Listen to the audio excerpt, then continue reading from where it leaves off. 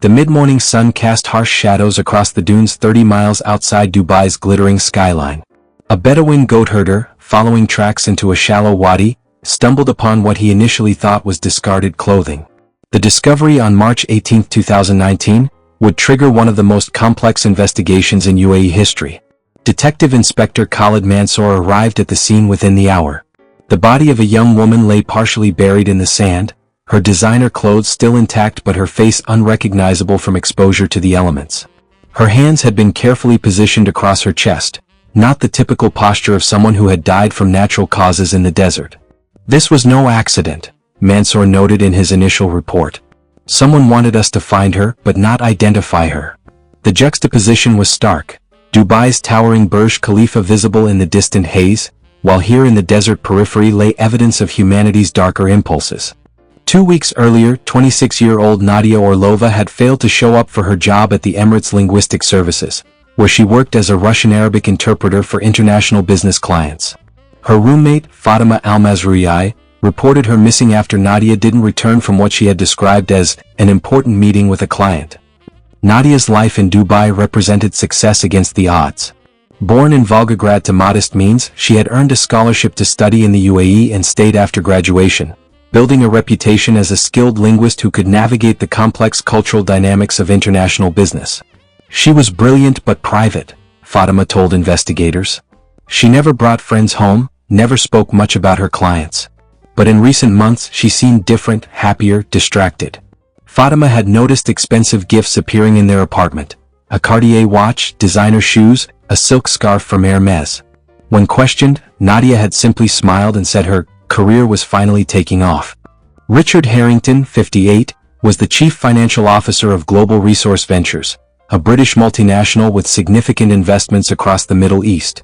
When Nadia's body was identified through dental records, Harrington was in London for a board meeting, a perfect alibi for the estimated time of death.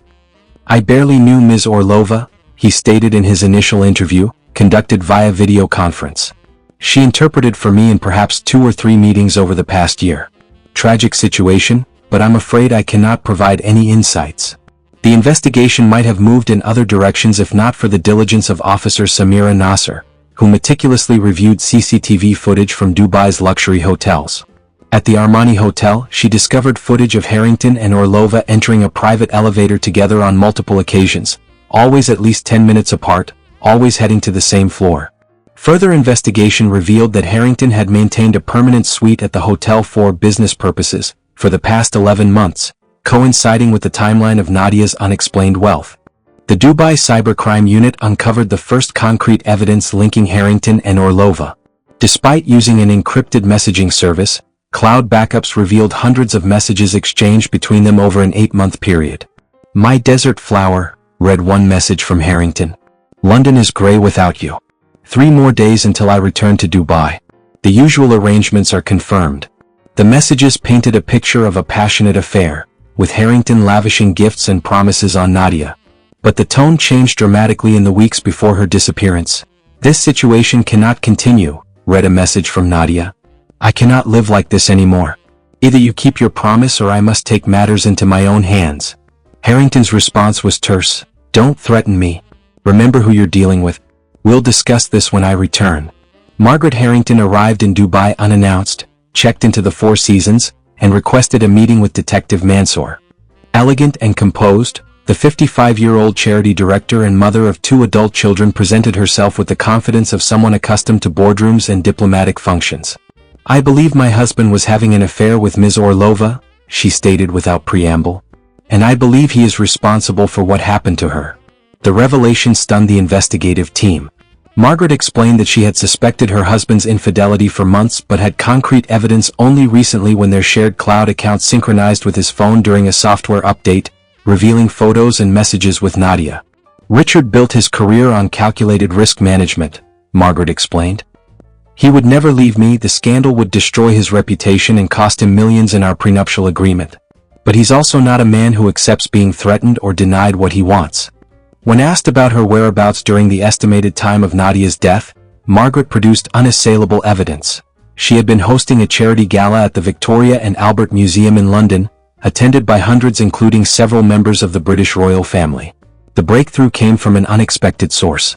Abdullah Rahman, a Pakistani driver who worked for a luxury car service frequently used by executives, came forward after seeing Nadia's photo on a news broadcast. "I drove this woman many times," he explained. "Always to meet the same man, a foreigner, very important. The last time I saw her they argued in the car. He was angry. She was crying. I heard him say, 'This ends now.'" Rahman's testimony placed Harrington with Nadia on the evening of March 15, directly contradicting his claim of being in London. Further investigation revealed that Harrington had used a body double, his executive assistant Mark Collins, to check into his London hotel and attend preliminary meetings while Harrington had secretly flown back to Dubai for 24 hours. Flight records confirmed a private jet chartered through a shell company had flown from London to Dubai and back within the critical time frame. The passenger had used a diplomatic passport registered to a consultancy firm tied to Harrington's offshore holdings. As investigators built their case, forensic evidence further implicated Harrington. Soil matching the desert location where Nadia was found was discovered in the trunk of a Range Rover registered to one of Harrington's shell companies. The vehicle had been reported for deep cleaning the day after Nadia's estimated time of death. The most damning evidence came from Nadia's laptop, recovered from a storage unit she had rented weeks before her death. On it was a video file insurance she had created. In the video, she detailed her relationship with Harrington, including his promises to leave his wife and his growing volatility when she had revealed she was pregnant with his child. Medical examination confirmed that Nadia had indeed been approximately 10 weeks pregnant when she died. Richard Harrington was arrested at Dubai International Airport as he attempted to board a flight to Singapore 3 weeks after Nadia's body was discovered. The case against him seemed ironclad. Digital evidence, witness testimony, forensic findings, and the discovery of the pregnancy as motive.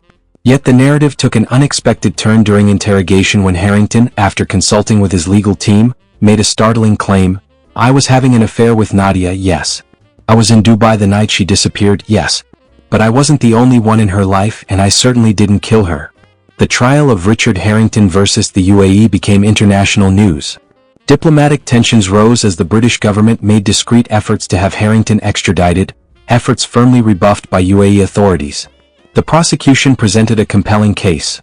Harrington, facing potential professional and personal ruin if the affair and pregnancy became public, had arranged a clandestine meeting with Nadia, killed her in a fit of rage or by premeditated means, and disposed of her body in the desert.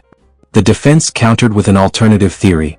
Nadia had threatened Harrington with exposure unless he paid her a significant sum. They had argued, but he had left her alive at the Armani Hotel. Someone else, perhaps an accomplice of Nadia's in an extortion scheme, had killed her afterward. After 7 weeks of testimony, the 3-judge panel reached a verdict. Richard Harrington was found guilty of the murder of Nadia Orlova and sentenced to life imprisonment in the UAE. Key to the conviction was evidence the prosecution had withheld until late in the trial. Security footage from the Armani Hotel showing Harrington escorting a visibly distressed Nadia to his car on the night of her disappearance, his hand gripping her arm with unmistakable force. 2 years after the verdict, Margaret Harrington published a memoir titled, "The Stranger I Married," which became an international bestseller. In it, she revealed that she had donated a substantial portion of her divorce settlement to establish a foundation supporting young immigrant women in the UAE and UK. The Orlova case led to changes in UAE law regarding the investigation of crimes involving foreign nationals and missing persons. Detective Mansour was promoted to lead a new specialized unit focusing on complex international cases. As for Nadia Orlova, her legacy lived on through the foundation established in her name, which provided scholarships to young women from Russia and Eastern Europe seeking educational opportunities abroad, a fitting tribute to a woman whose ambition had taken her far from home but whose trust in the wrong person had ultimately led to tragedy. The desert dunes outside Dubai continue to shift and change, erasing traces of the past with each passing sandstorm. But for those involved in the case, the memories remain as clear as the city's skyline on the horizon, a reminder that behind the glittering facades of wealth and power, the consequences of human passion and betrayal can be deadly.